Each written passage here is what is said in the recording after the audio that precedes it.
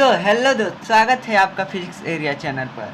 जैसा कि आप लोग जानते हैं, हम लोग क्लास 9th का बायोलॉजी पढ़ रहे हैं, जिसमें जीवन की मौलिक इकाई चैप्टर चल रहा है the fundamental unit of life. और आज हमें देखना है कि कोशिका कला के आर पार पदार्थों का परिवहन कैसे होता है।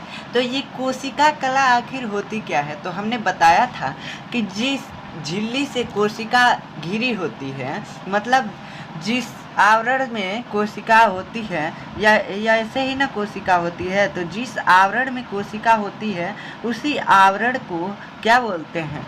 कोशिका कला भी बोलते हैं। इसी को कोशिका झिल्ली भी बोलते हैं, इसी को प्लाज्मा झिल्ली भी बोलते हैं। तो इसके 3 नाम होते हैं। तो यहाँ पे कोशिका कला के आर पार पदार्थों का विनिमय, मतलब परिवहन या विनिमय दोनों एक ही होता है। तो कोशिका कला के आर पार जब पदार्थों का परिवहन होगा तभी तो कोशिका को पोषण मिलेगा। अब ऐसे थोड़ी ना मिलेगा कोशिका को पोषण, जब तक कुछ उसमें जाएगा नहीं, उसका खाद्य पदार्थ जब तक कोशिका में जाएगा नहीं तब तक इसमें पोषण कैसे होगा? जब तक पोषण नहीं होगा तब तक कोशिका जीवित कैसे रहेगी? लेकिन मनुष्य तो जीवित रहता है, जीव जीवित रहता है, और कोशिका जो होती है वो जीवों में पाई जाती है। तो इसलिए कोशिका का जीवित रहना जरूरी है। तो हमने बताया था कि इसमें वर्णनात्मक पारगम्य झिल्ली पाई जाती है। ये झिल्ली जो होती है वर्णनात्मक पारगम्य झिल्ली होती है, जो कुछ चुनिंदा पदार्थों को ही अपने अंदर जाने देती है या अपने अंदर से आने देती है। तो जब कुछ चुनिंदा पदार्थ इसके अंदर जाते हैं तो इसमें कुछ अभिक्रिया होता है, पाचन होता है उस पदार्थों का, जिससे इसके लिए उपयोगी पदार्थ निकल जाए। उस पदार्थ से जो अंदर गया है पदार्थ, उससे उपयोगी पदार्थ निकल जाए और कोशिका उससे अपना पोषण कर ले। तो इसके लिए इसमें कुछ अभिक्रिया होता है।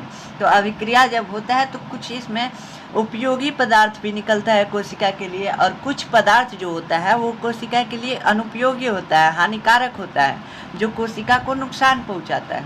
तो इसको बाहर भी तो निकालना है, तो इसको बाहर निकालती है, और कुछ पदार्थों को जो उपयोगी होता है उसको अंदर लेती है। तो ये कैसे होता है इसी को हमें आज देखना है।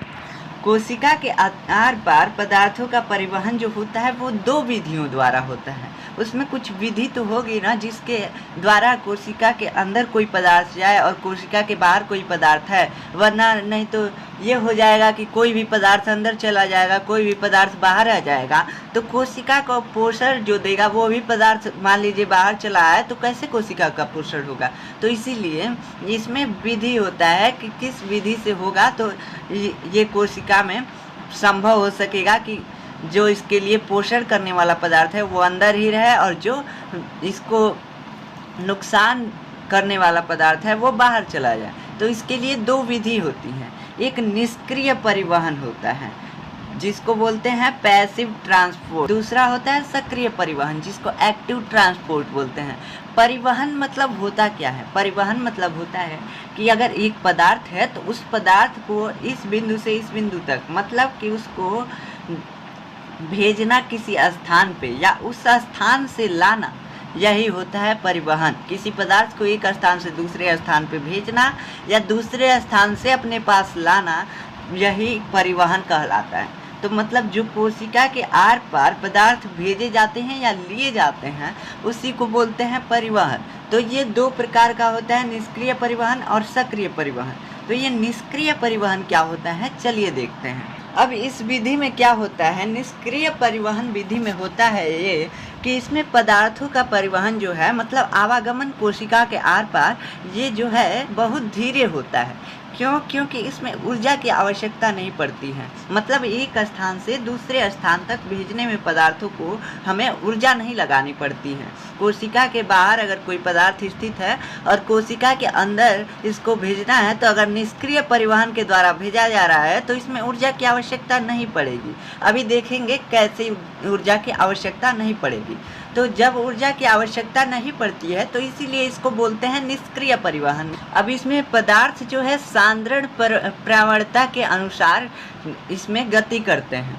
सांद्रण प्रवणता क्या होता है? सांद्रण प्रवणता मतलब होता है कि जैसे जल एक पतला विलयन है, एक पतला विलयन है ना, जल एक पतला लिक्विड है, तो विलयन नहीं कह सकते हैं, इसको लिक्विड कहेंगे। अब मान लीजिए किसी जल में चीनी घोल दिया जाए तो चीनी एक मोटा है, तो मोटा जब रहेगा, मोटा का मतलब इसकी डेंसिटी ज़्यादा है, तो डेंसिटी ज़्यादा है इसलिए ये पानी में घुलकर और चीनी पानी बना दे रहा है। तो ये जो चीनी और पानी का विलयन है ये मोटा हो जाता है, और जब इसे सादे पानी में डाला जाएगा तो ये पूरा सादे पानी में फैल जाएगा, ना कि सादा पानी इसमें फैलेगा, बल्कि ये चीनी और पानी का विलयन जो है वो पूरे सादे पानी में फैल जाएगा।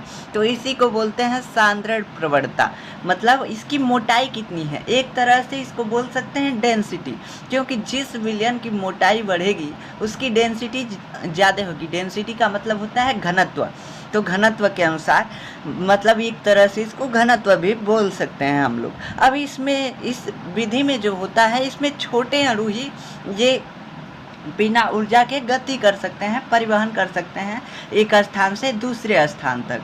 तो जो छोटे अणु परिवहन कर सकते हैं वो होते हैं जल के अणु या वायु के अणु, और नहीं तो आयन के अणु। मतलब आयन जो किसी पदार्थ पर आयन होता है, जैसे ऑक्सीजन पे प्लस आयन होता है, वैसे ही आयन ही इस आयन या जल के अणु या वायु के अणु ही इस विधि से कोशिका के आर पार जा सकते हैं, और कोई अणु नहीं जा सकता। मतलब छोटे अणु होने चाहिए। अब बड़े अणु इस प्रकार से गति नहीं कर सकते हैं कोशिका कला के अंदर। अब इसमें निष्क्रिय परिवहन जो होता है ये भी दो प्रकार का होता है। एक होता है विसरण, जिसको इंग्लिश में बोलते हैं डिफ्यूजन, और एक होता है परासरण, जिसको इंग्लिश में बोलते हैं ओसोमोसिस। ओसोमोसिस इसको इंग्लिश में बोलते हैं। तो इन दोनों विधियों को अगले लेक्चर में देखेंगे। अगले लेक्चर में हम विसरण देखेंगे, विसरण क्या होता है। मिलते हैं अगले लेक्चर में, तब तक के लिए धन्यवाद।